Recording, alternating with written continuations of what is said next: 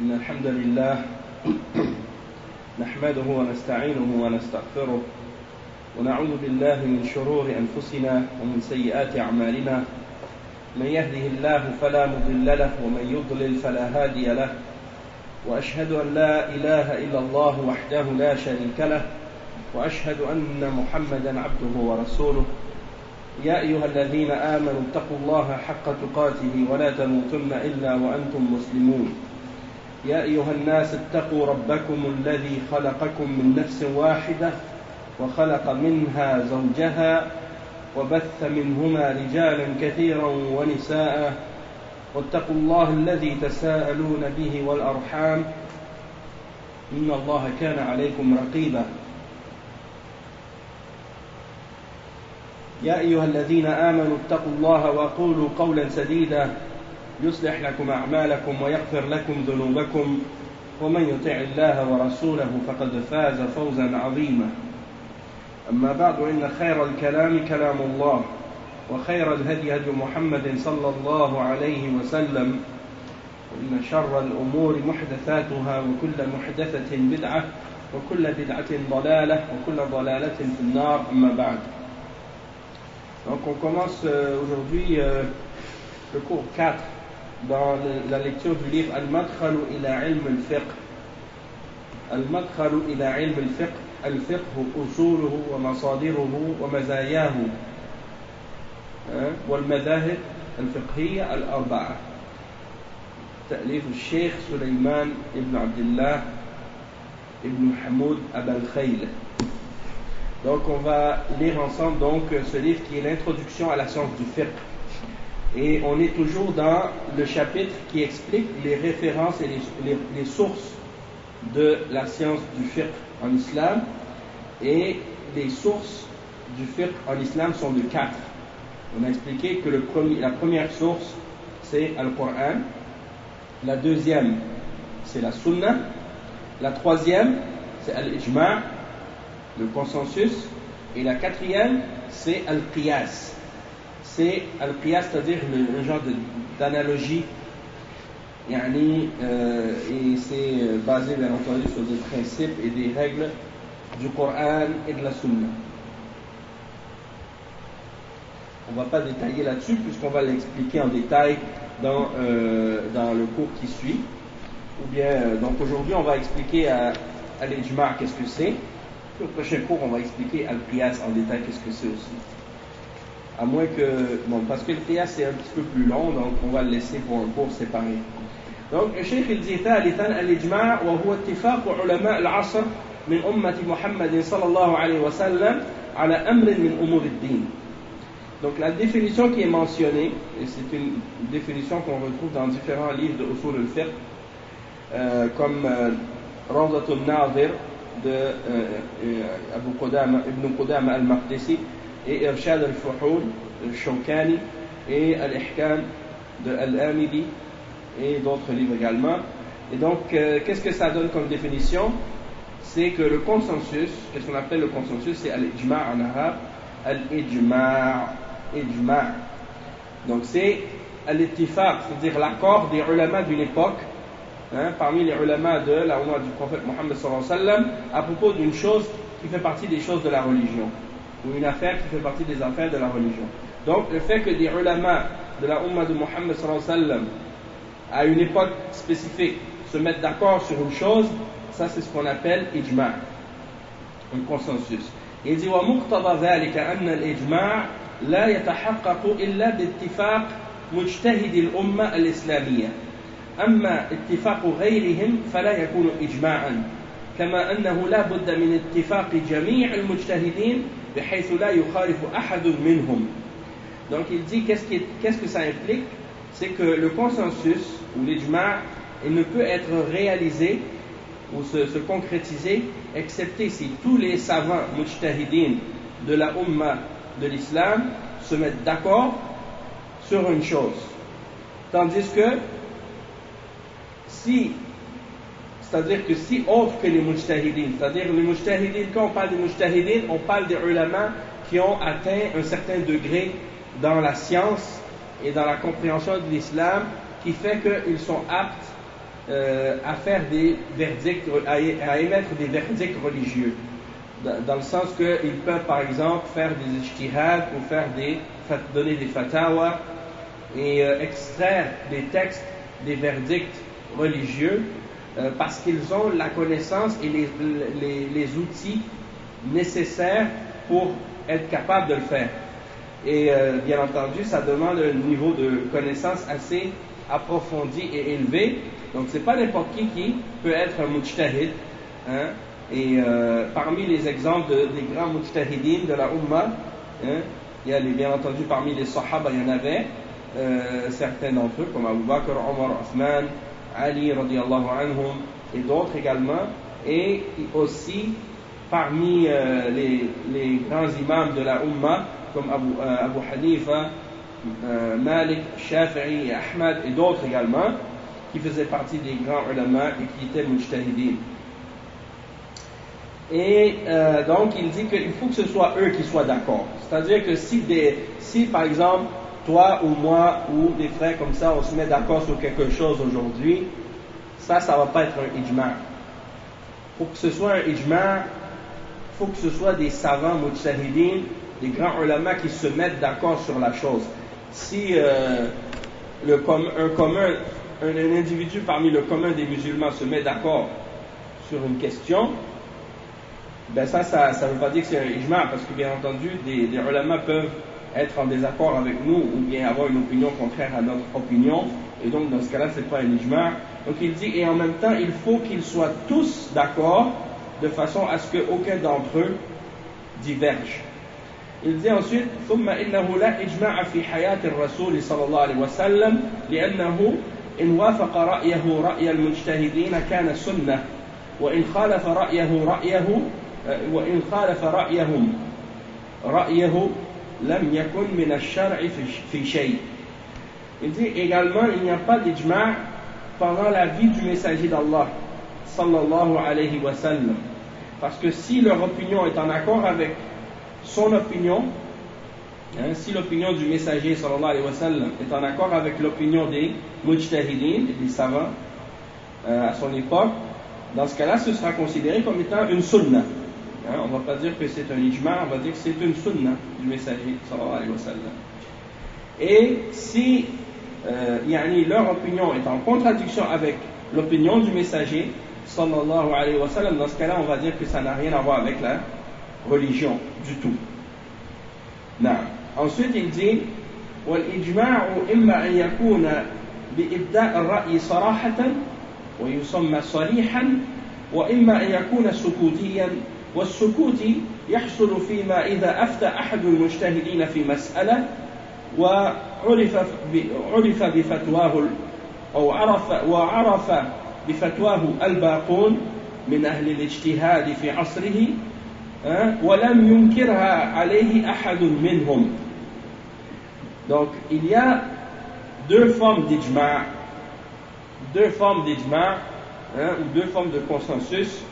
Le premier, c'est qu'est-ce qu'on appelle l'ijma' al-sarih, lorsque par exemple un mujtahid ou un alim il va donner son opinion explicitement à propos de quelque chose de façon explicite, et il va exprimer cette opinion-là et tous les savants sont d'accord sur cette opinion, et ils le disent clairement et explicitement qu'ils sont d'accord. Donc dans ce cas-là, l'ijma' elle est explicite et claire. Toutefois, il y a aussi qu'est-ce qu'on appelle l'ijma' as-sukuti. L'ijma' as-sukuti, c'est-à-dire l'ijma' silencieuse, et c'est-à-dire que cette ijma'-là, elle arrive lorsque un parmi les mujtahidin donne une fatwa sur une question quelconque dans la religion, et qu'il est connu pour cette fatwa, les autres mujtahidoun, les autres savants et les gens d'ijtihad de son époque sont au courant de cette fatwa-là, et il n'y en a aucun d'entre eux qui critique ou qui condamne cette opinion ou cette fatwa. Dans ce cas-là, ce sera considéré comme étant une ijma' silencieuse, du fait que personne n'a condamné ou critiqué ou réprimandé ou rejeté cette fatwa ou cet ijtihad. Donc on l'appelle dans ce cas-là un ijma' السكوت. إذ والجمهور من العلماء على إمكان تحقق الإجماع بل على وجوده ووقوعه فعلا، فالأمة مجمعة على وجوب الصلوات الخمس وسائر أركان الإسلام، وقد أجمع الصحابة على إعطاء الجدة السدس ميراثا، وأجمعوا على توريث الجد السدس عند عدم الأب مع وجود الابن، وعلى تحريم شحم الخنزير وقتال مانع الزكاة. Donc on va traduire ce passage. Ici le cheikh il explique que la majorité des ulama ils considèrent que c'est quelque chose qui est possible et réalisable. C'est-à-dire que le consensus, l'ijma', c'est quelque chose de possible et de réalisable, et que c'est quelque chose qui existe effectivement et qui se produit et réellement. Car la Ummah, elle s'est mise d'accord, et quand on dit la Ummah s'est mise d'accord, on ne veut pas dire tous les individus qui composent la Ummah, mais on parle des grands ulama et des mujtahidin de la Ummah. Et donc quand on dit la Ummah, c'est eux en fait, c'est de eux qu'on parle en particulier, car ils se sont tous mis d'accord sur l'obligation des 5 prières par jour par exemple.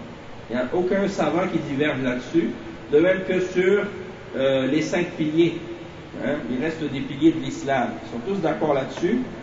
De même que les Sahaba se sont tous mis d'accord sur le fait qu'on donne à la grand-mère 1/6 de l'héritage, et ils se sont également mis d'accord sur le fait de donner en héritage au grand-père 1/6 lorsqu'il n'y a pas,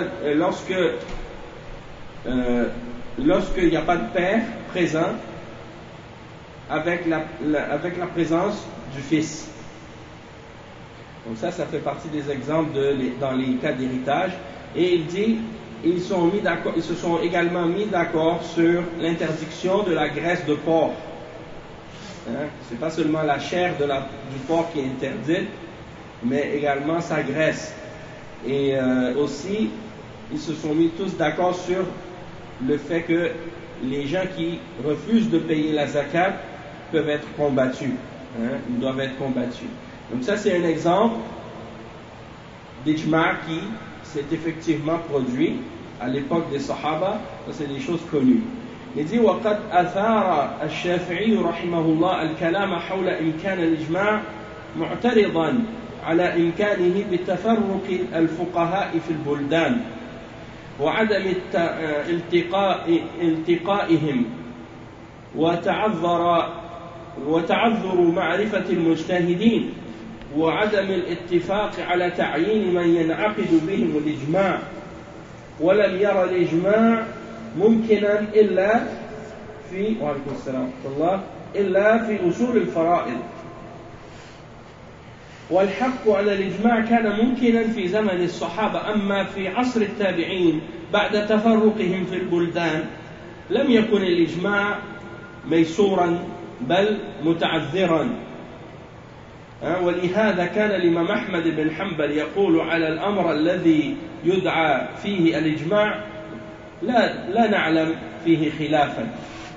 Donc le cheikh il dit que l'imam al-Shafi'i il a ramené une question qui a fait que beaucoup de gens ont débattu sur la question de la possibilité de faire l'ijma' en objectant que, étant donné que les savants se sont divisés dans les différentes contrées et les différents pays et qu'ils ne s'étaient pas tous rencontrés, que c'était quelque chose qui était difficile ou peu probable, puisqu'on ne connaît pas tous les mujtahidin, et que c'est difficile ou bien on ne peut pas tous se mettre d'accord pour désigner par qui ce consensus-là va être établi, du fait que qui est-ce qui est pris en considération dans l'ijma' ou non.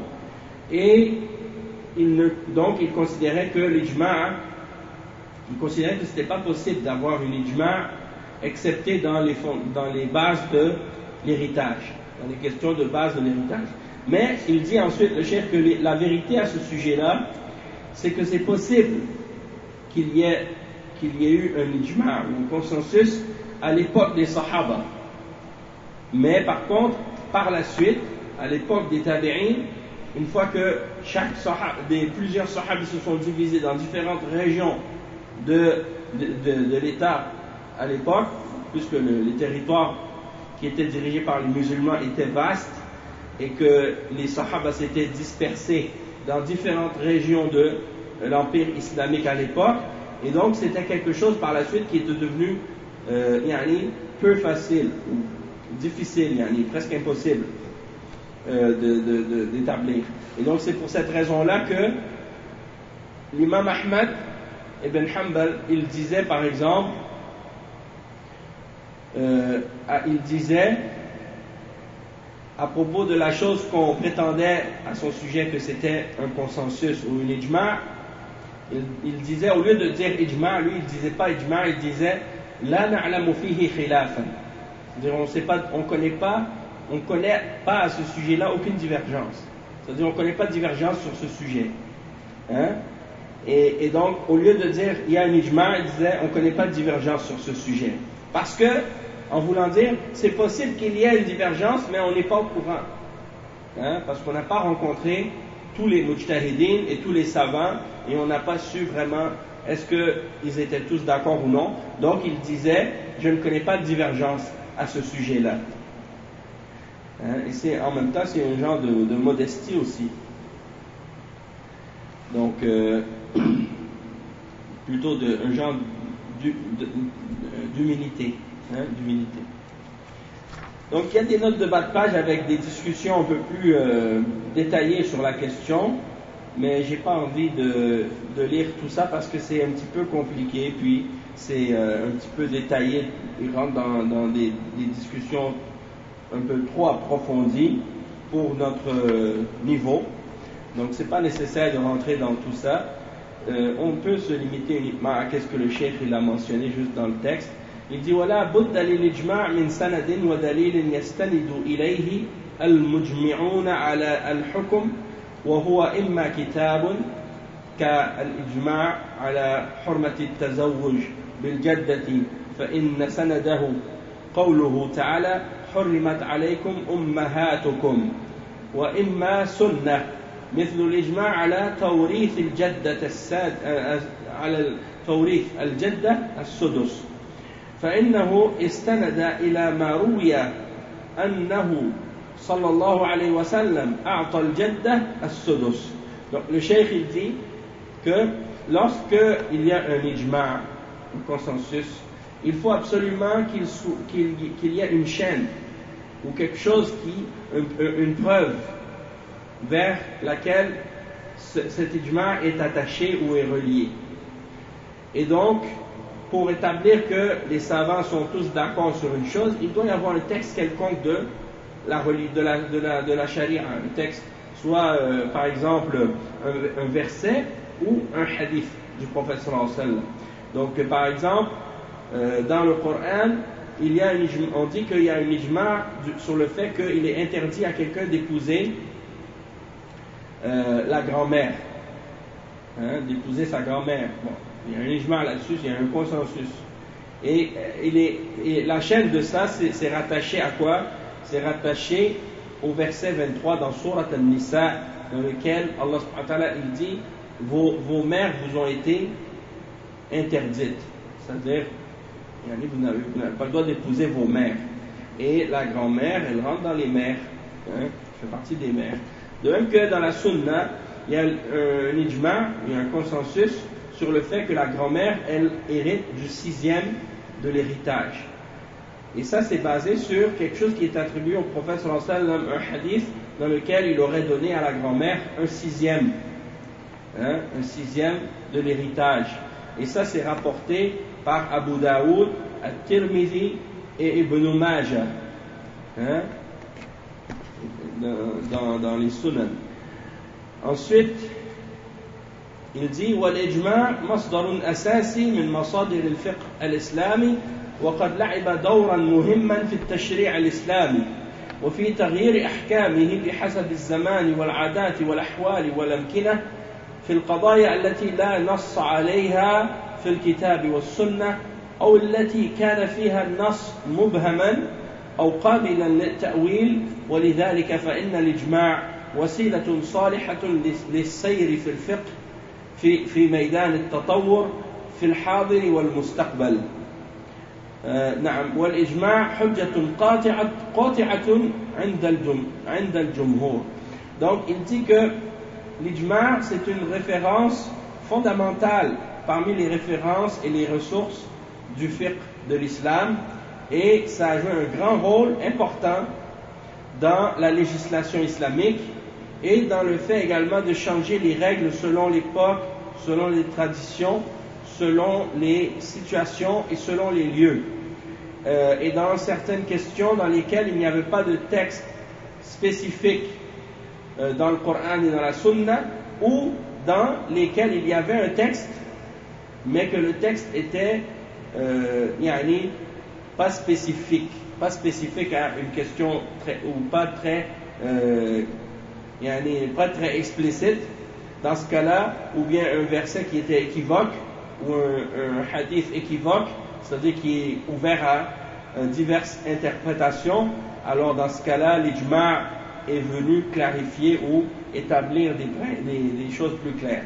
Et c'est un bon moyen pour faire avancer le fiqh dans les domaines de l'évolution par rapport à le présent et l'avenir.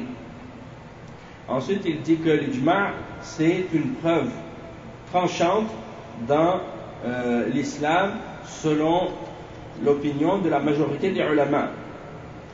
L'ijma' c'est une opinion qui tranche et c'est une preuve dans la charia et ça il n'y a pas de doute. Et il mentionne les preuves de l'ijma', c'est-à-dire il y a des preuves pour supporter que lorsque les sahaba étaient tous d'accord sur quelque chose, que c'est une preuve dans la charia. C'est-à-dire que lorsque les sahaba sont tous d'accord sur quelque chose, c'est pas permis par la suite à des gens de venir et contredire ce sur quoi ils ont été d'accord. Donc ça c'est une chose très importante, surtout par exemple à notre époque où il y a des gens qui essaient souvent de jouer avec la religion et de dire par exemple, comme par exemple ils essaient toujours de ramener des divergences dans toutes les questions. Chaque fois que tu dis quelque chose dans le fiqh, tu leur donnes une parole, une position des ulama, puis ils disent ah mais il y a une divergence là-dessus. Alors que tu leur demandes qui a divergé, ils ne savent pas. Et c'est quoi la divergence, et c'est basé sur quoi la divergence, ils ne savent pas non plus. Alors que parfois c'est des questions sur lesquelles il y a un ijma', il y a un consensus. Et même s'il n'y a pas toujours même parfois il n'y a pas nécessairement un consensus sur une question, mais le fait qu'il y ait une divergence, c'est pas une preuve que c'est permis. Il y en a qui pensent qu'automatiquement qu'il y a une divergence, c'est-à-dire que tu peux prendre l'opinion que tu veux et faire ce que tu veux. Et ça c'est une porte vers l'égarement. Parce que la personne qui se base sur la divergence pour se permettre de faire tout ce qu'elle veut, eh bien, il n'y a pas de doute que cette personne-là, elle s'ouvre une porte vers l'égarement, parce que souvent il y a des gens qui divergent sur des choses, même lorsqu'il n'y a pas de raison de diverger vraiment, et lorsqu'il y a des preuves claires et explicites dans un sujet, eux ils se permettent de diverger parce qu'ils veulent suivre leur passion, tu vois. Ensuite, le cheikh il donne des preuves de l'ijma', et parmi les preuves qu'il a mentionnées, il cite par exemple le verset 115 dans Surat An-Nisa, et le verset 115 dans Surat An-Nisa qui dit وَمَنْ يُشَاقِقِ الرَّسُولَ مِنْ بَعْدِ مَا تَبَيَّنَ لَهُ الْهُدَى وَيَتَّبِعْ غَيْرَ سَبِيلِ الْمُؤْمِنِينَ نُوَلِّهِ مَا تَوَلَّى وَنُصْلِهِ جَهَنَّمَ وَسَاءَتْ مَصِيرًا. C'est-à-dire que parmi les preuves qu'il faut suivre l'ijma' lorsque les sahaba sont d'accord sur une chose et qu'ils n'ont pas divergé sur quelque chose, dans ce cas-là c'est obligatoire de les suivre. Ça veut dire que ça c'est comme on dit la voie des croyants. Sabilul mu'minin. Sabilul mu'minin c'est l'ijma' dans le verset, puisque Allah subhanahu wa ta'ala dit quiconque fait scission avec le messager, il se sépare avec le messager après que la guidance lui a été clarifiée, et il suit autre que les croyants. Dans ce cas-là, Allah subhanahu wa ta'ala menace ceux qui font ça qu'il va les brûler en enfer. Il va les laisser se détourner comme ils se sont détournés, il va les brûler en enfer. Donc c'est pour dire que si tu fais scission avec le messager et que tu te sépares de la voie des croyants, la voie des croyants c'est leur consensus. C'est quand ils sont tous d'accord sur quelque chose, puis toi tu viens, puis tu les contredis. Alors dans ce cas-là, tu es menacé de l'enfer et de l'égarement. Et donc ça c'est une preuve. Il cite Al-Amidi dans l'Ahkam qui dit ووجه الاحتجاج بالآية أنه تعالى توعد على متابعة غير سبيل المؤمنين ولو لم يكن ذلك محرما لما توعد عليه ولما حسن الجمع بينه وبين المحرم من مشاقة الرسول صلى الله عليه وسلم في التوعد كما لا يحسن التوعد على الجمع بين الكفر وأكل الخبز المباح. Bon, il donne l'explication ici que le verset c'est une menace de suivre autre que la voie des croyants, et si ça n'avait pas été haram de suivre autre que la voie des croyants, eh bien il n'aurait pas menacé celui qui le fait, c'est-à-dire celui qui suit autre que la voie des croyants. Si ce n'était pas interdit, il n'aurait pas menacé ceux qui le font. Et le fait que Allah subhanahu wa ta'ala a réuni entre l'interdiction de se séparer ou de faire scission du messager dans la menace, avec le fait de se séparer de la voie des croyants, de ne pas suivre la voie des croyants, eh bien ça montre qu'il y a une équivalence dans la menace entre les deux choses. C'est-à-dire que la menace de se séparer du messager, sallallahu alayhi wa sallam, elle est mentionnée à égalité avec également le fait de ne pas suivre la voie des croyants. Donc les deux ont la même menace dans ce verset-là. Et c'est comme il dit, sinon il n'y aurait pas une menace pour deux choses qui sont différentes. Par exemple, une menace par rapport à quelqu'un qui fait du kufr et quelqu'un qui mange du pain, puisque le pain c'est permis. Donc en tout cas c'est comme pour confirmer, pour éclairer la signification du verset. Après le cheikh il mentionne d'autres preuves de l'ijma'. Il dit قال صلى الله عليه وسلم لا تجتمع أمتي على ضلالة ولا تجتمع على خطأ وفي لفظ لم يكن الله ليجمع هذه الأمة على خطأ. Donc ça c'est des hadiths, différentes narrations du même hadith et différentes versions qui confirment la signification que le prophète sallallahu alayhi wa sallam a dit: ma umma ne va jamais se mettre d'accord sur l'égarement, ma umma ne va pas se mettre d'accord sur l'erreur, et Allah ne laissera pas cette umma se mettre d'accord sur quelque chose qui est une erreur. Donc ça veut dire que c'est pas possible que tous les musulmans, tous les ulama de l'islam soient d'accord sur quelque chose si c'est de l'égarement ou si c'est de l'erreur. Et ensuite, et ça c'est un hadith qui est rapporté par Tirmidhi dans Kitab al-Fitan, et il est rapporté également par Ibn Majah dans son Sunan, aussi dans le chapitre al-Fitan, Kitab al-Fitan, et il est rapporté également par Al-Hakim dans Al-Mustadrak. Et c'est un hadith qui est connu, et les ulama le citent souvent pour établir qu'il y a l'ijma', et quand les ulama sont tous d'accord sur quelque chose, dans ce cas-là ça fait partie de l'islam, et dans ce cas-là ça veut dire que on ne peut pas contredire par la suite. Et le cheikh il termine en disant: قال ابن قدامة ويعرف الإجماع بالأخبار والمشافهة فإن الذين يعتبر قولهم في الإجماع أو فإن الذين يعتبر قولهم في الإجماع هم العلماء المجتهدون وهم مشهورون معروفون فيمكن تعرف أقوالهم في الآفاق. Donc le cheikh il explique, Ibn Qudama, dans son livre Ar-Rawdat al-Nadir wa Junnat al-Munadir, ça c'est un livre de Usul al-Fiqh, il explique dedans qu'on peut connaître l'ijma', on peut connaître le consensus par l'information et par la parole, le fait de la connaître verbalement, qu'on nous dise verbalement, et la parole de ceux qui est pris en considération par rapport à l'ijma', par rapport au consensus, c'est les ulama mujtahidoun. Et les ulama al-mujtahidoun, c'est les grands savants de la Ummah, les plus grands, les plus savants.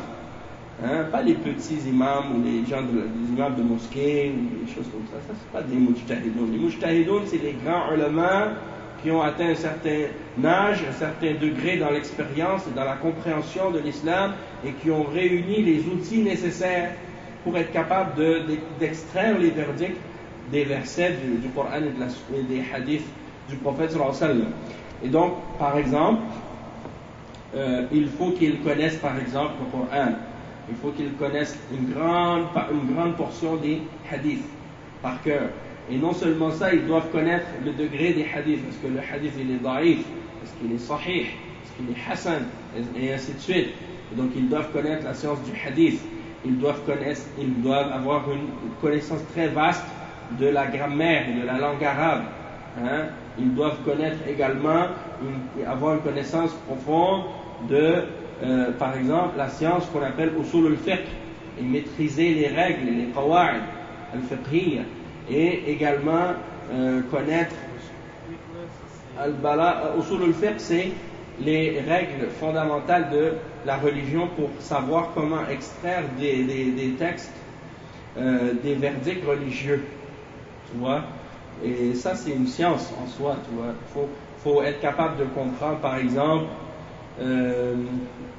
faut être capable, par exemple, de comprendre la signification de la parole d'Allah subhanahu wa ta'ala, comment reconnaître l'interdiction, comment reconnaître quand quelque chose est recommandé, comment reconnaître quand quelque chose est détestable, comment reconnaître quand quelque chose est haram, comment reconnaître quand quelque chose est haram ou obligatoire. Donc il y a des indices de ça dans les textes et il faut connaître, pour arriver à connaître ça, il faut connaître la grammaire, il faut connaître la langue arabe, il faut connaître al-balagha, il faut connaître beaucoup de choses. Aussi, tu dois connaître une certaine connaissance de la science du hadith et avoir connaissance des règles.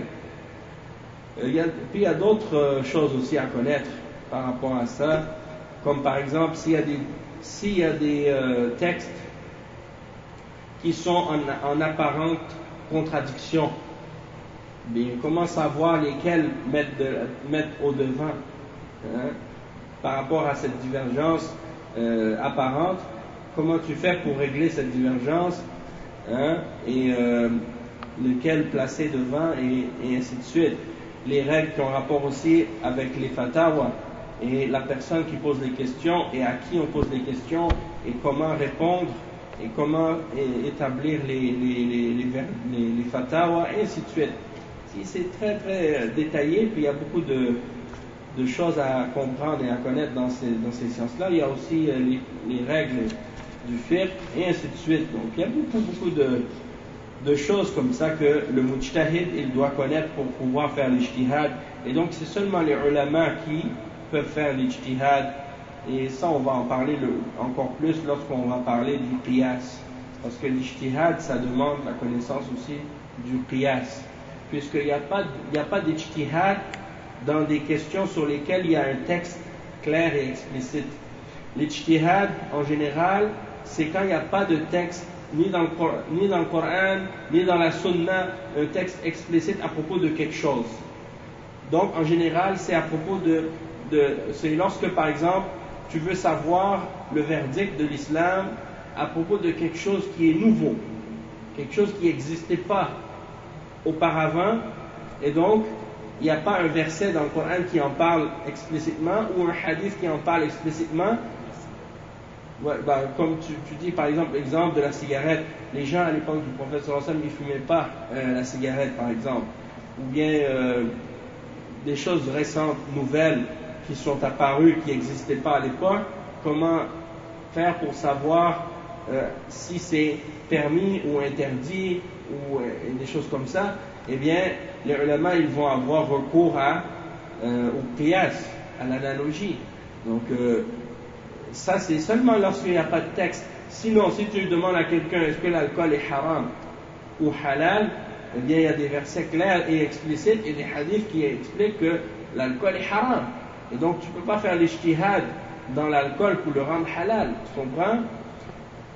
Il y en a qui essaient de faire ça, malheureusement, mais bon, ça, c'est pas justifié, c'est pas permis de faire ça. Puisqu'il y a, dans les questions sur lesquelles il y a des textes, il y a des connaissances, il y a des choses explicites, on n'a pas le droit de faire des ijtihad là-dedans. Mais dans les choses dans lesquelles il n'y a pas de texte clair et explicite, là, c'est là que les ulama doivent émettre des jugements en se basant sur certaines règles, certains principes, et pour arriver à faire des analogies correctes pour faire un qiyas qui est valable et d'émettre un verdict qui va être juste. Et ça, on va en parler au prochain cours, Inch'Allah. Donc, nous, on va s'arrêter ici pour aujourd'hui. Subhanakallahumma wa bihamdik, ashhadu an la ilaha illa ant, astaghfiruka wa atubu ilayk, wa sallallahu wa sallam ala nabiyyina Muhammad wa ala alihi wa sahbihi ajma'in. Et juste aussi, un petit point aussi que j'ai oublié de dire, c'est que l'ijma', il y a des livres qui ont été écrits par des savants dans lesquels ils ont énuméré différents ijma'. Hein? Et donc, c'est des livres qui ont été écrits par des savants. Et quand tu regardes dans ces livres-là, tu vas voir que les ulama, ils ont énuméré les choses sur lesquelles les ulama se sont mis d'accord. Donc, ils vont dire par exemple, ajma'u ala kada wa kada, ajma'u ala. Donc, ils sont mis d'accord sur telle chose, sont mis d'accord sur telle chose. Et tout le livre au complet, ça va dire, se sont mis d'accord sur telle chose, et les détails de ça. Donc, ça, c'est des livres très pratiques pour connaître l'ijma', mais encore là, ça ne veut pas dire que toutes les choses qui sont mentionnées dans ces livres-là sont nécessairement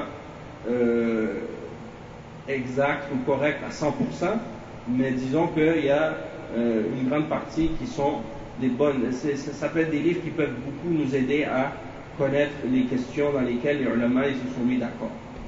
Donc c'est ça. On va s'arrêter ici, puis on retrouve Inch'Allah pour ce cours-là la semaine prochaine avec plus de détails sur la question du qiyas, Inch'Allah. Tu avais dit, ça signifie consensus. Ouais, le consensus. Assalamu alaikum wa rahmatullahi wa barakatuh.